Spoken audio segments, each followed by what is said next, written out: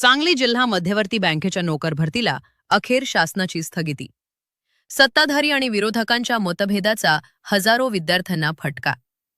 सांगली जिल्हा मध्यवर्ती सहकारी बँकेत सुरू असलेल्या 444 लिपिक पदांच्या नोकर भरती प्रक्रियेला अखेर राज्य शासनानं तात्काळ स्थगिती दिलीये. बँकेच्या संचालक मंडळाची मुदत संपत आली असताना आणि निवडणूक प्रक्रिया तोंडावर असताना घाईगडबडीनं सुरू करण्यात आलेल्या या भरती प्रक्रियेवर ब्रेक लावण्यात आलाय.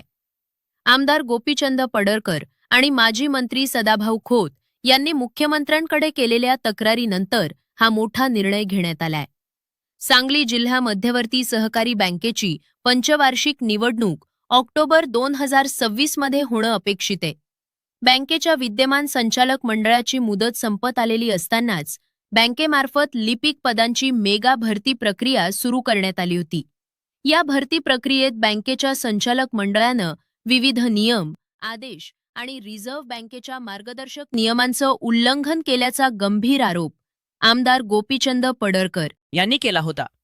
त्यांच्या मते संसदेत मंजूर झालेल्या कायद्यातील तरतुदींनुसार नागरी व जिल्हा बँकांमध्ये सलग 10 वर्षांपेक्षा अधिक काळ संचालक राहिलेले व्यक्ती 25 मे 2026 पासून अपात्र ठरतात.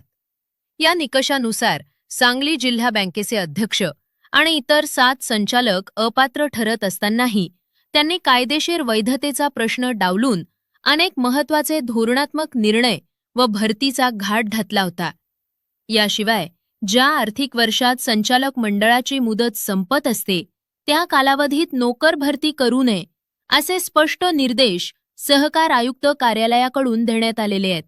तरीही या निर्देशांकडे दुर्लक्ष करून अत्यंत घाईगडबडीत ही प्रक्रिया राबवली जात होती. या विरोधात आमदार गोपीचंद पडळकर आणि आमदार सदाभाऊ खोत यांनी मुख्यमंत्री देवेंद्रजी फडणवीस यांना थेट निवेदन देऊन या संपूर्ण प्रकरणाची उच्चस्तरीय चौकशी करण्याची आणि भरती थांबवण्याची मागणी केली होती. यानुसार या भरती प्रक्रियेला स्थगिती मिळालीये. पण या सर्व प्रकारामुळे हजारो विद्यार्थ्यांच्या स्वप्नांचा चुराडा झाल्याचं लक्षात येतंय.